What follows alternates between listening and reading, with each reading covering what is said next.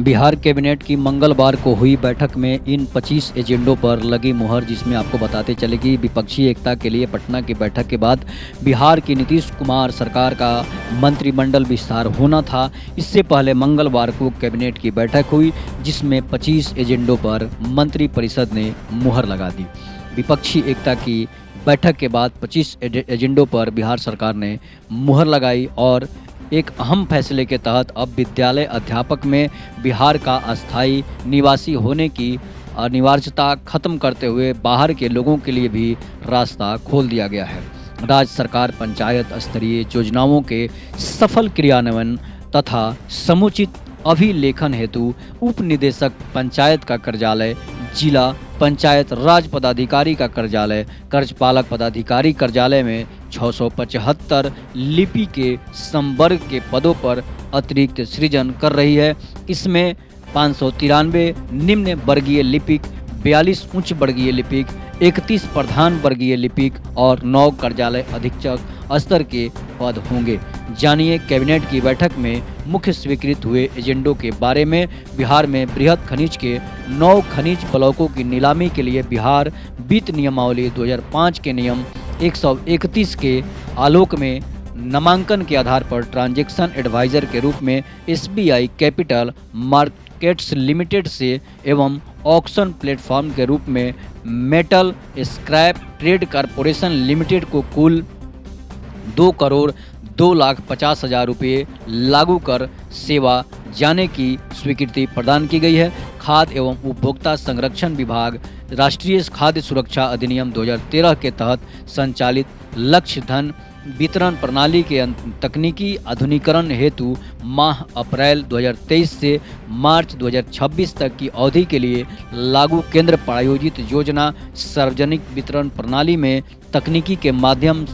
से आधुनिकीकरण एवं सुधार की योजना को राज्य में लागू करने हेतु केंद्र सरकार के साथ MOU हस्ताक्षरित करने की स्वीकृति दी गई। पंचायती राज विभाग के क्षेत्रीय कार्यालयों में लिपिकीय संवर्ग नियमावली 2018 के गठन के फलस्वरूप विभाग के नियंत्रणाधीन क्षेत्रीय कार्यालय में लिपिक संवर्ग के विभिन्न पदों सोपान के पूर्व में सृजित पदों के अतिरिक्त 675 पदों तथा निम्न वर्गीय लिपिक 593 पद, उच्च वर्गीय लिपिक 42 पद, प्रधान लिपिक के 31 एवं कार्यालय अधीक्षक के 9 पदों के सृजन की स्वीकृति दी गई है। पिछड़ा एवं अति पिछड़ा वर्ग कल्याण विभाग राज्य के 8 जिलों तथा अररिया, अरवल, नवादा, मधुबनी, लखीसराय, वैशाली, कटिहार एवं सीतामढ़ी में 520 आसन वाले एक अन्य पिछड़ा वर्ग कन्या आवासीय +2 उच्च विद्यालयों के भवन निर्माण हेतु भवन निर्माण विभाग के द्वारा तकनीकी अनुमोदित स्थूल प्राकलन के अनुसार प्रति विद्यालय 46,35,28,000 रुपये की दर से कुल लागत 370,82,24,000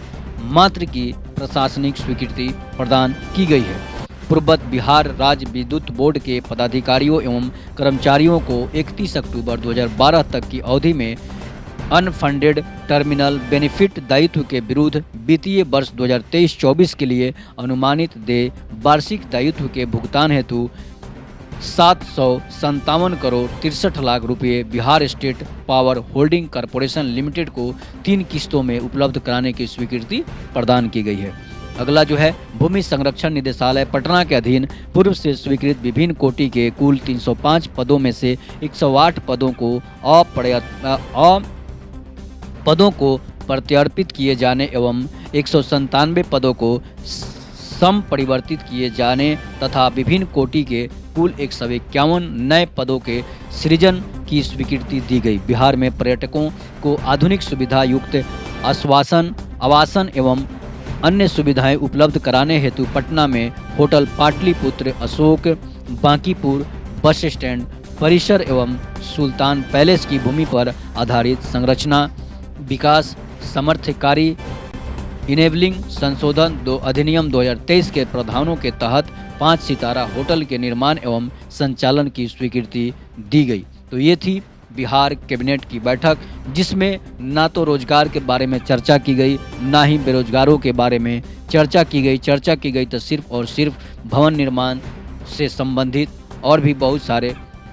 अन्य विभागों से संबंध, लेकिन रोजगार के लिए बेरोजगारों के बारे में कोई चर्चा नहीं की गई है। 25 एजेंडों पर मुहर लगी है, ना तो उसमें सांख्यिकी स्वयंसेवकों के बारे में चर्चा की गई है, ना संविदा कर्मियों के बारे में चर्चा की गई है, ना किसी अन्य रोजगार के बारे में चर्चा की गई है। तो ये है बिहार सरकार जो 17 सालों से लगातार बिहार के बेरोजगारों को बरगलाते आ रही है और खुद बेरोजगारों को बरगला रही है और दोष देते हैं नीतीश कुमार लालू प्रसाद यादव को, जो बिहार में चरवाहा विद्यालय खोलते थे, बिहार में ये विद्यालय खोलते थे, बिहार में अपहरण उद्योग चलता था। लेकिन नीतीश कुमार के सरकार में बिहार में जो मजदूरों का उद्योग धंधा लगा है वो कभी मिटने वाला नहीं है। जब तक नीतीश कुमार नहीं मिटेंगे तब तक बेरोजगार और मजदूर नहीं मिटेंगे। तब तक ले नमस्कार, जय हिंद, जय भारत, वंदे मातरम।